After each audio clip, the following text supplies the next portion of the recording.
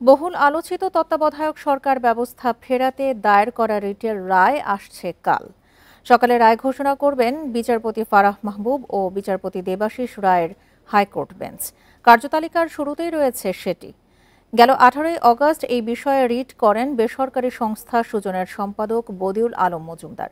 পরে এই রিটের অন্তর্ভুক্ত হয় বিএনপি, জামায়াত ও বিভিন্ন ব্যক্তি। একই বিষয়ে আরেকটি রিট করেন নওগাঁর রানীনগরের বাসিন্দা মুক্তিযোদ্ধা মোফাজ্জল হোসেন। পরে তত্ত্বাবধায়ক সরকার পদ্ধতি বাতিল করে আওয়ামী লীগ সরকারের আনা সংবিধানের ৫ম সংশোধনী কেন অবৈধ নয় তা জানতে রুল জারি করেন হাইকোর্ট। এ নিয়ে ১১ কার্যদিবস শুনানি শেষে রায়ের দিন ঠিক করা হয় ১৭ই ডিসেম্বর। ২০১১ সালের ৩০শে জুন সংসদে পাশ হয় ৫ম সংশোধনী।